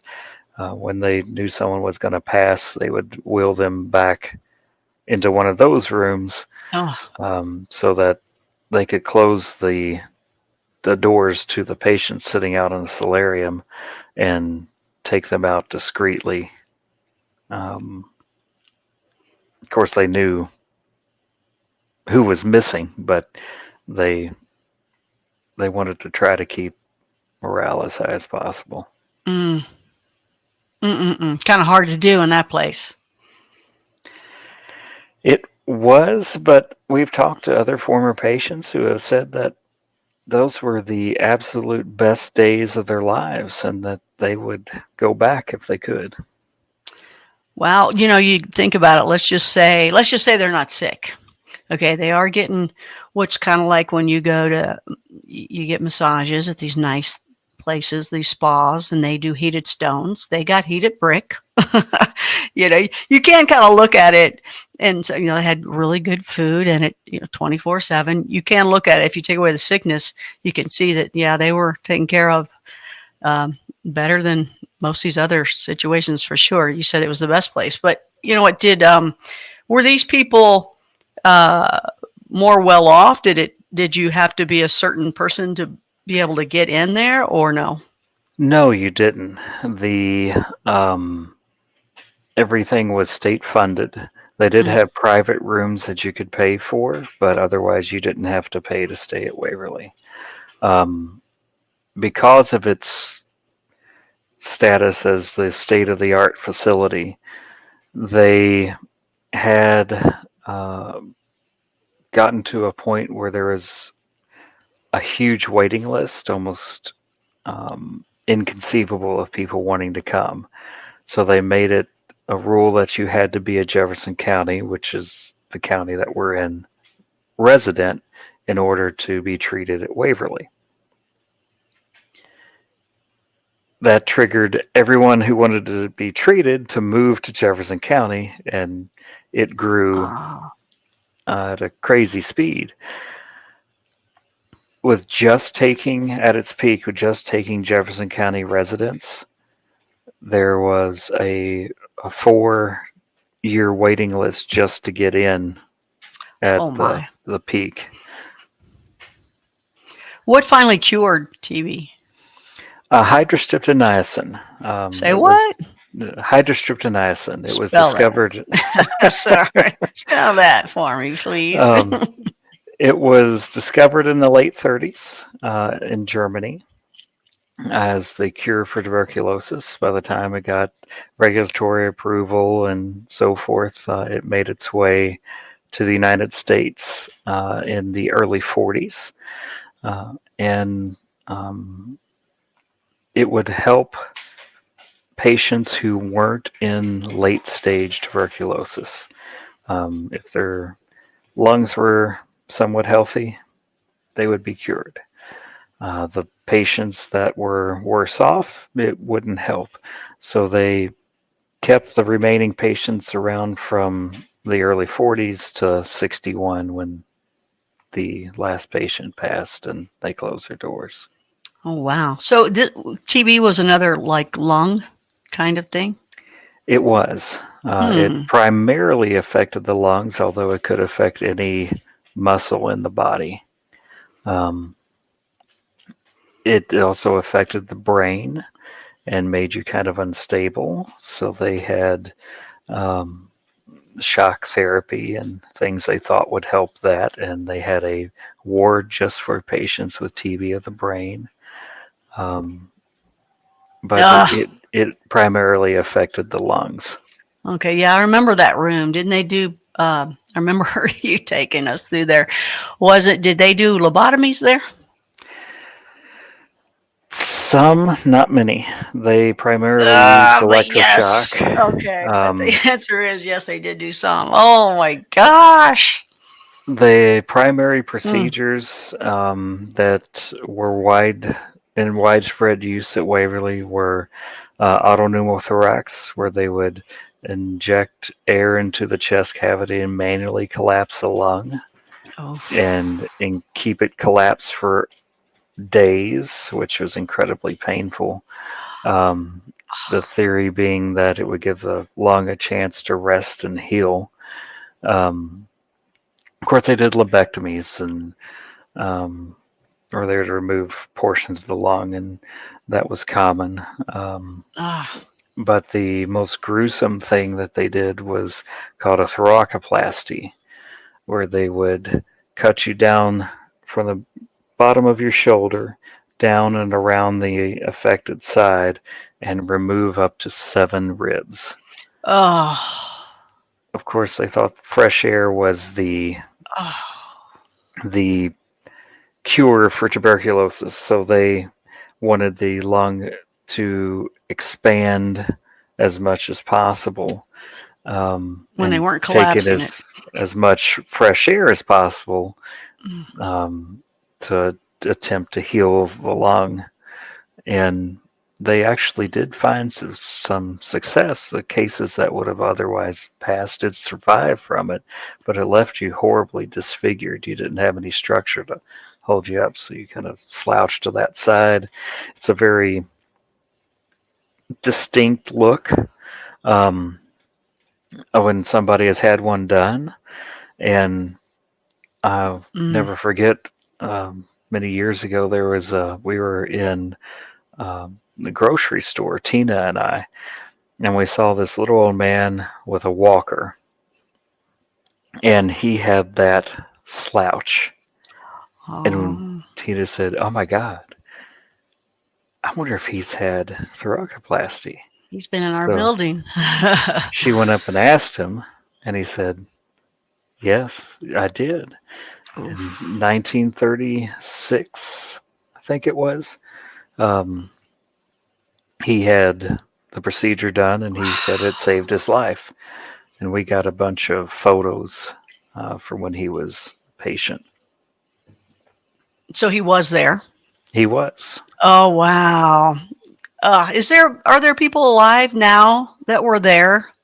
Yeah, we had just met another patient 3 or 4 weeks ago. He came for a historical tour with his grandkids and great grandkids. Oh, could you imagine? Did you just say, "Hey, go on, come anytime you want, and bring whoever you want"? I mean, yeah. You didn't charge them, did you? Did y'all charge them? You should not have. Not him. No, he could. But come. All his grandkids and cousins now. Wow, that would have been something. I'd love to talk to somebody like that. Are they pretty open to talking about it? Or I would think so, because they survived. And he remembered where his room was. He was there for 3 years and 7 months. And each ward was kind of a community, so you knew everybody in your ward. They kept men and women on separate floors, but how often did they stay like that? Were they messing around? Not always. But yeah, they were messing around. I remember you saying that. That's how horrible. I guess, what do you get to lose, right? But they had a Waverly. It was all handmade, hand-drawn, kind of a newsletter. And we have some of those still, where we talk about, Mary on Ward 13 was doing this, or this person were caught together, or this person had passed. And just, they said it was a really memorable time, and everybody there was family. Wow. I would love if you ever get in a situation where you talk with one of them or have a contact and they would talk. That would be great to hear from them and their thoughts from that and what they think of it now that people are touring and being afraid from the ghosts. What did he think about that? He said, you know, not a lot of people admit it, but it was haunted then too. Really? He said some weird things happened then, but he didn't elaborate more than that. I wonder if at that point there were so many deaths that's what was happening, or if it was Could something be. before. Do you think the area was even that way before, though? I don't know. That's possible. At the time that he was there, it would have been around its peak, which was a death an hour. Oh my gosh! So that, I mean, it's possible that it could be from just the death that had occurred, or it could be something else. So I'm going to ask this question. I know it might sound stupid to some, but at that time and that area, and I don't know when all these businesses started, but growing up, my dad worked at Brown and Williamson Tobacco Corporation, and my best friend, her dad worked at Philip Morris. And what was the other one? There was another one there too, and that's where my other best friend's dad worked at that one. Right? There's Brown Williamson, Philip Morris. What's the other one? Mike Crow, I bet you know. Anyway, there's a third one, and there may have been more, right? Because that's where a lot of cigarettes were made, a lot of tobacco in Kentucky. And back then, people chew on it, suck on it, whatever on it, smoke it, roll it, whatever. So I got to ask, I mean, could you smoke there? I mean, yes. I knew it. In fact, I know we don't have much time left, but let me see if I can find this real quick. We got about 10 minutes. I knew it. They're probably like, okay, collapse the lung so it can take a rest and let's get fresh air, and everybody's in their token, doing their thing.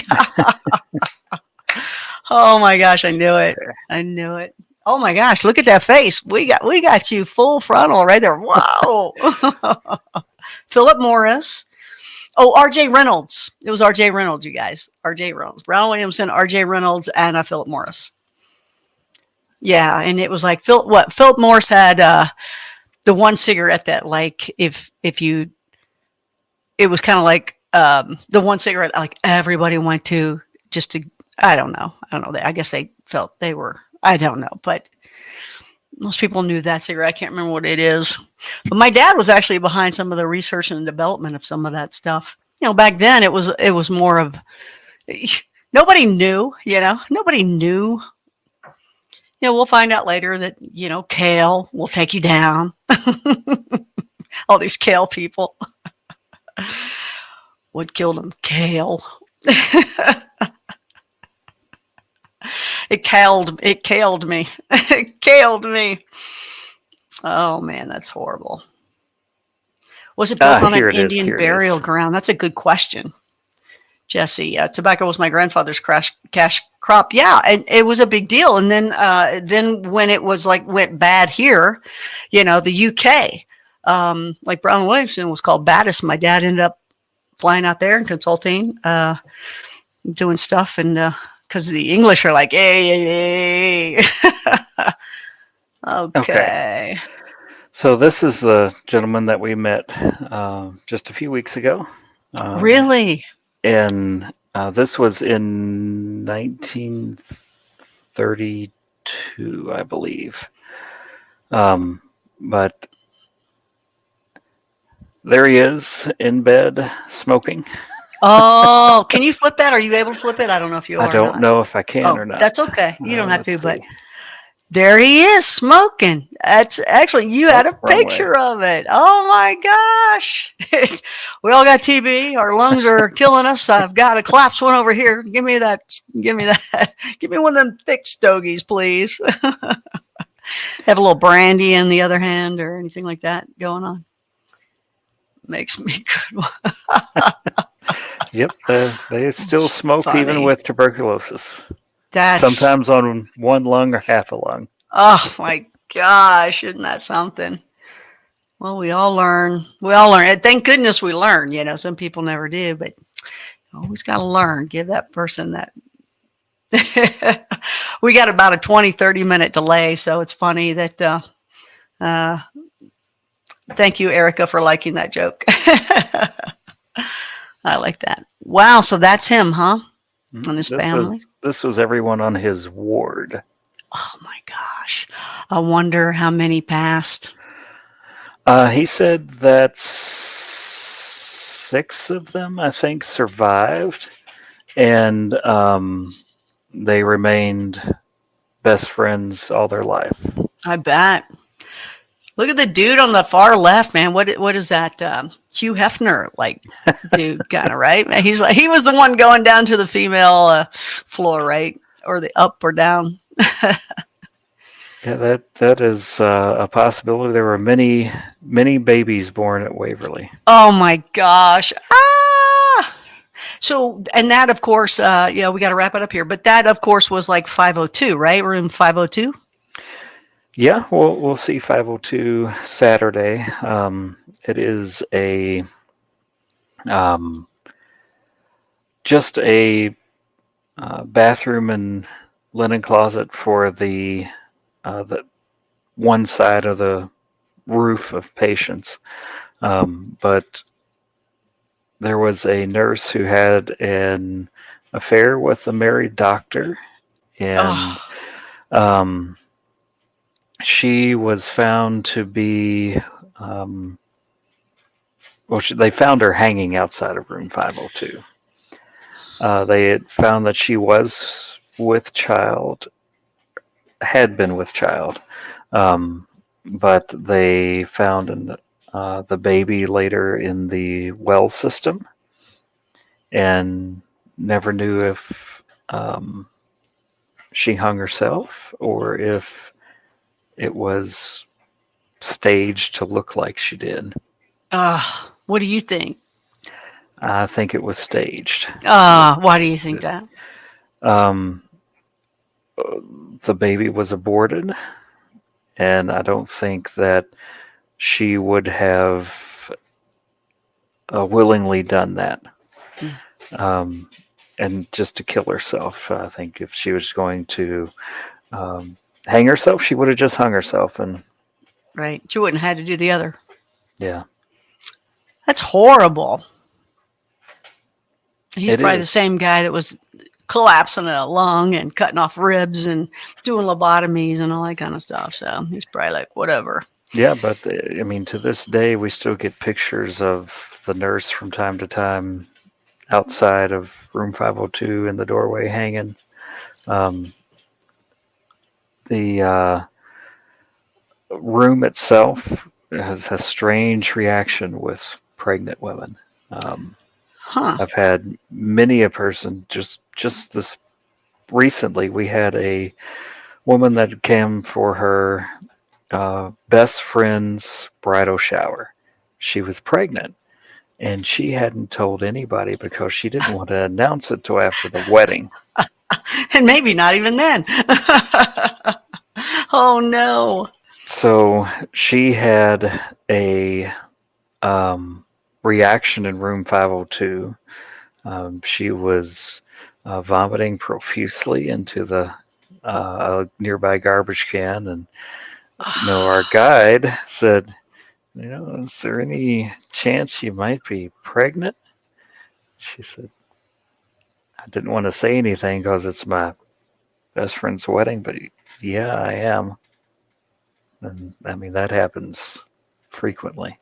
Wow. So you think what that is they're just, that's what she was going through, and so now they're feeling what she's going through and doing it too? Wow. Could be. Wow, that's something. I remember that room. I remember, like, that's one of the famous areas to go to, right? 502, and of course the tunnel. What do you call it? The chute? The body chute. Mm-hmm. Tell that one real quick for those people that don't know that, which, Everybody knows that one, but still, holy cow. It's just a long, dark tunnel, and it has a series of 3 stairs, a little landing, 3 stairs, a little landing, 500 feet down the hill. And it was a service tunnel, but they would use bodies, use it to dispose of bodies discreetly. When they got to the bottom, they would be either transported to U of L, University of Louisville, for medical research, or they were picked up by train and taken out of town to back home to be buried. But during the time, people didn't know how contagious tuberculosis was, and exactly how how you could catch it. So there was a lot of fear of bodies of people that died of tuberculosis, Sure. and a lot of them were not claimed. Wow. And the ones that weren't claimed were buried in a mass grave on property. Well, no wonder the freaking property's just as haunted. Where? On the Waverly property? Yeah, Where? Can't say where. Don't want people with shovels. Oh, well, that's true. People are sick that way, aren't they? Oh, was it by the Chiggers? It was the Chiggers. It was the Chigger area. It was down the hill from Chiggers. How many acres do you have? 170. You have 170 acres there. Oh my gosh. And how many acres of people buried, you think? Don't know. We'll never know. But how many people do you think? That we'll never know either. Is it what would it be, like hundreds or less? Probably in the hundreds. Wow. That's wow. And you can't tell where it is. Come on, man. Warn somebody that's walking through there. Don't go over there. Yeah, I can say it's nowhere anyone ever walks. Chigger nest. I'm the only one that did that. Where no one walks. Now we're all, oh no, I hope, don't let that out anybody, because somebody will go, that's where no one ever walks. That's a mystery. I like that. So I'm going to try to figure it out. Is it under the building somewhere? No, it is not close to the building. Give us another hint. Okay, I won't ask anymore. I won't. No, I won't. I won't do that to you. Okay, how much for a guided tour and how long will it last?